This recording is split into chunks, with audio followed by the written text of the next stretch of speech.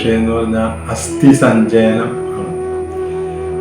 അസ്ഥി സഞ്ചയനം എന്ന് വെച്ചാൽ മരിച്ച ആളുടെ ദഹിപ്പിച്ച് കഴിഞ്ഞിട്ട് അസ്ഥി പറക്കണ ഒരു സംഭവത്തെയാണ് അസ്ഥി സഞ്ചയനം എന്ന് പറയുന്നത്. ഈ അസ്ഥി സഞ്ചയനം അതായത് ആദ്യമായിട്ട് അസ്ഥി സഞ്ചയനം ചൊവ്വ വെള്ളി ദിവസങ്ങളിൽ അസ്ഥി സഞ്ചയനം നടത്തൂല. അതുപോലെ 5-ാം ദിവസം അസ്ഥി സഞ്ചയനം നടത്തൂല. നമ്മൾ ഇന്ന് കാണുന്നത് മുഴുവൻ 5-ാം ദിവസം സഞ്ചയനം നടത്തില്ല. 5-ാം ദിവസം സഞ്ചയനം പാടില്ല. പിന്നെ ഒറ്റ തിഥി ആയിരിക്കണം.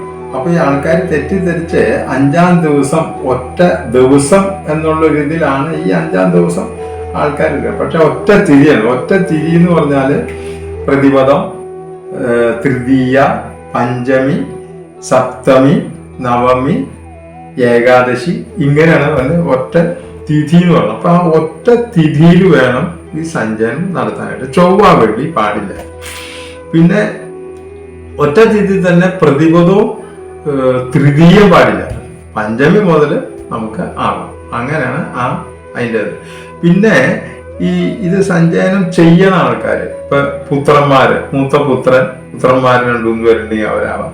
പിന്നെ മരുമക്കള്, പിന്നെ അച്ഛന്റെ ഇപ്പൊ മക്കളില്ല എന്നുണ്ടെങ്കിൽ ചേട്ടന്റെ മക്കളാവാം. ഇങ്ങനെയുള്ള ബന്ധം, രക്തബന്ധത്തിലുള്ള ആൾക്കാര് അങ്ങനെ അസ്ഥി സഞ്ചയനം. ഇപ്പൊ ഇവരാരുമില്ല, ഇവർക്ക് കല്യാണം കഴിച്ചിട്ടില്ല, പിള്ളേരും ഇല്ല, ആരുമില്ല. ഏറ്റവും അടുത്ത സുഹൃത്തുക്കളുടെ മക്കൾക്ക് എന്ന് വെച്ചാൽ അവരായിട്ട് അത്രയും ബന്ധങ്ങൾ ഉള്ള ആൾക്കാർക്ക് സഞ്ചയനം നടത്തുന്നുണ്ട്, വിരോധമില്ല. അതുപോലെ തന്നെ ഈ ദ്വിരാശി നക്ഷത്രം, 2 രാശിയിൽ വരുന്ന നക്ഷത്രം, അതിനകത്ത് പാടില്ല. എന്താന്ന് വെച്ചാൽ ഉദാഹരണമായിട്ട് അശ്വതി, ഭരണി, കാർത്തിക 2 ഇതിൽ വരും. മകീരം 2 രാശിയിൽ. ഇങ്ങനെയുള്ള നക്ഷത്രങ്ങൾ വേണം ഒറ്റ രാശിയില് പാടുള്ളൂ. പിന്നെ ഈ മരിച്ച ആളുടെ നക്ഷത്രം പാടില്ല.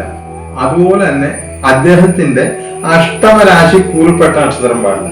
ഇപ്പൊ ഒരു അശ്വതി നക്ഷത്രക്കാരൻ മരിച്ചാൽ അദ്ദേഹത്തിന്റെ അഷ്ടമരാശിയിലുള്ള നക്ഷത്രം എന്ന് പറഞ്ഞാല് അനിഴം, തൃക്കേട്ട, പോലെ വിശാഖത്തിന്റെ ഒരു കാൽഭാഗം ഇതാണുള്ളത്, അവസാനത്തെ പാദം. അപ്പൊ ആ നക്ഷത്രങ്ങൾ പാടില്ല. ഇപ്പൊ അദ്ദേഹത്തിന് അനുജന്മ നക്ഷത്രം ആവാം, അതിന് കുഴപ്പമില്ല. അപ്പൊ അശ്വതിക്കാരന് അശ്വതി മകം മൂലം ആണ്, മകം മൂലമാണ് അനുജന്മ നക്ഷത്രം, അതാവണോണ്ട് കുഴപ്പമില്ല. അപ്പൊ അദ്ദേഹത്തിന്റെ ആ നക്ഷത്രം പാടില്ല, അഷ്ടമരാശിക്കൂറിന്റെ നക്ഷത്രം പാടില്ല. പിന്നെ സഞ്ചയനം ചെയ്യുന്ന ആൾക്കാരുടെ നക്ഷത്രം പാടില്ല. ഇപ്പൊ സഞ്ചയനം ചെയ്യണ മക്കൾ ചെയ്യണു, മറ്റുള്ളവർ ചെയ്യണു, അവരുടെ നക്ഷത്രം ഇദ്ദേഹത്തിന് ഈ സഞ്ചയനത്തിന് എടുക്കാൻ പാടില്ല. അങ്ങനെ എടുത്തു കഴിഞ്ഞാൽ അവര് ആരെങ്കിലും അതിൽ ഉൾപ്പെട്ട് അവർ മാറി നിൽക്കണം എന്ന് പറയും. ഇപ്പൊ 4 സന്താനമുണ്ട്, ഒരാണ്ട് വന്നു, അപ്പൊ അവർക്ക് പറയാണ് അന്ന് തന്നെ വേണമെന്ന് പറഞ്ഞാൽ ഈ നക്ഷത്രം വന്ന സന്താനം ഇതിനകത്ത് പെടാൻ പാടില്ല.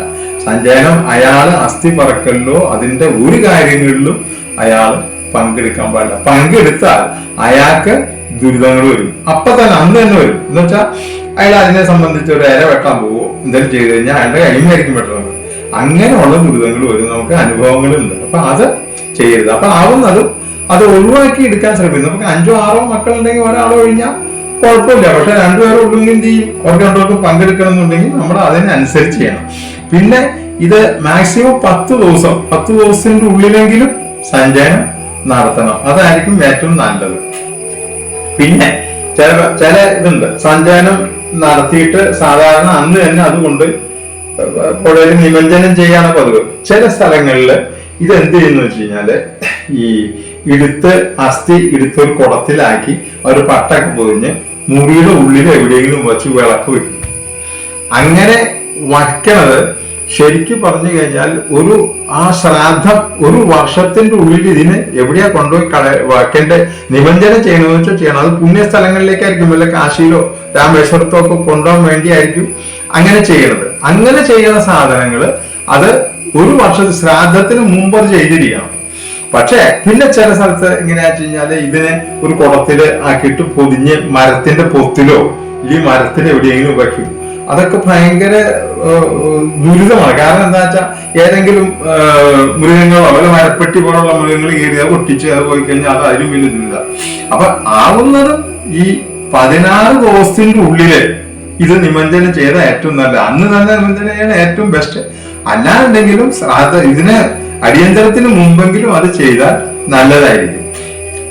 പിന്നെ ഇതൊക്കെ ആശൗചാനന്തരം ഉള്ള സംഭവങ്ങൾ എന്തൊക്കെ പറയാം. ആശൗചാനന്തരം അശുദ്ധിക്ക് ശേഷം, ചിലപ്പോ ചില സ്ഥലത്ത് അശുദ്ധിക്ക് ശേഷം 16 ദിവസം കഴിഞ്ഞിട്ട് എന്തെങ്കിലും പ്രശ്നങ്ങൾ ഉണ്ടെങ്കിൽ സഞ്ചയനം നടത്തുക, അങ്ങനെയൊക്കെ ഉള്ള സംഭവമുണ്ട്. അങ്ങനെ ഉള്ളപ്പോഴാണ് ഈ ഞാൻ നേരത്തെ പറഞ്ഞ പോലുള്ള എല്ലാ കാര്യങ്ങളും നോക്കി അതുപോലെ വേണം ഒരു സമയം എടുത്തു കൊടുക്കാൻ. അതുപോലെ എല്ലാ കാര്യങ്ങളും ആചരിച്ച് ചൊവ്വ വെള്ളി പാടില്ല, മറ്റു പാടില്ല. പിന്നെ വേറെ ഒരു ഇതുണ്ട്. ഇപ്പോ ചതുർത്ഥ ദിവസേ ജൈവ അസ്ഥി സഞ്ചയനം യതി തിരി വാരാതി ദോഷാണ് മനവേ ശൈവ ഗൗതമ മഹർഷി പറഞ്ഞത്. അതായത് 4-ാം ദിവസം സഞ്ചയനം ചെയ്താൽ അതിനെ തിഥി നോക്കണ്ട, വാരം നോക്കണ്ട, ഒന്നും വേണ്ട, നിങ്ങൾ ചെയ്തോ. മുഹൂർത്തം, നല്ലൊരു സമയം അതിന് എടുത്ത് അത് ചെയ്താൽ മതി. അപ്പൊ അവിടെ മുഹൂർത്തത്തിനോ നമ്മുടെ ആഴ്ചക്കോ തിഥിക്കോ ഒന്നിനും ഒരു ഇത് കൊടുക്കണ്ട, അത് ചെയ്തോളാനാ പറഞ്ഞ. ഒരു ദുരിതമില്ല, ഒരു കുഴപ്പമില്ല. പക്ഷെ സമയം, മുഹൂർത്ത സമയം തിരിക്കുക. അതായത് നമ്മൾ എടുക്കുന്ന രാശി അതിന്റെ കർമ്മമായിട്ട് ബന്ധം വേണം, 10ാം ഭാവമായിട്ട് ബന്ധം വേണം. അങ്ങനെ എടുത്തു കൊടുത്തോ, ദുരിതങ്ങളൊന്നും ഇല്ല എന്നാണ് പറയുന്നത്. അപ്പൊ മാക്സിമം ആ ഇത് എടുത്തു കൊടുക്കണത് അങ്ങനെ ആവാൻ ശ്രദ്ധിക്കുക. അതുപോലെ തന്നെ വേറെ ഒരു സംശയമുണ്ട്. ഈ മരിച്ചു കഴിഞ്ഞ് ഈ 16 ദിവസം വീട്ടില് ഈ വിളക്ക് കൊളുത്താമോ, നാമം ജപിക്കാമോ, അങ്ങനെയൊക്കെ ഉള്ളുണ്ട്. തിരി കൊളുത്തുന്നതിന് വിഷമമില്ല, വിളക്ക് കൊളുത്തിക്കോളൂ, കുഴപ്പമില്ല. പക്ഷെ നാമജപം പാടില്ല. അത് അശുദ്ധി തീർന്നിട്ടേ പാടുള്ളൂ. ആ അശുദ്ധി തീരണ സമയത്ത് മാത്രമേ അത് പാടുള്ളൂ. അതുവരെ ഈ നാമജപം പാടില്ല. വിളക്ക് കൊളുത്തുകൊണ്ട് ദുരിതങ്ങളൊന്നുമില്ല. അപ്പൊ ആവുന്നതും അത് ഈ ഇതിനു മുമ്പ് സഞ്ചയനം നടത്താൻ അന്ന് തന്നെയോ ഇല്ലെങ്കിൽ അടിയന്തരത്തിന് മുമ്പോ നിമഞ്ജനം ചെയ്യാം. അസ്ഥി ഒഴുക്കണേനാണ് നിമഞ്ജനം എന്ന് പറയുന്നത്. മറ്റേ അസ്ഥി സഞ്ചയനം, അസ്ഥി പറക്കണേ അസ്ഥി സഞ്ചയനം, അസ്ഥി ഒഴുക്കി കഴിഞ്ഞ അസ്ഥി നിമഞ്ജനം. ഇതാണ് ഇതിൻ്റെ.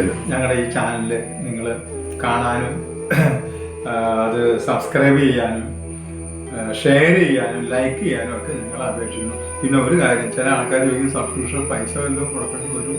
ഇല്ല, സബ്സ്ക്രിപ്ഷൻ തികച്ചും സൗജന്യമാണ്. സബ്സ്ക്രിപ്ഷൻ നിങ്ങൾ ആ സബ്സ്ക്രൈബ് ബട്ടണിൽ അമർത്തി ബെൽ ബട്ടണും അമർത്തി കഴിഞ്ഞാൽ നിങ്ങൾക്ക് പിന്നത്തെ എല്ലാത്തിൻ്റെ ഇൻറ്റിമേഷനും വന്നോളും.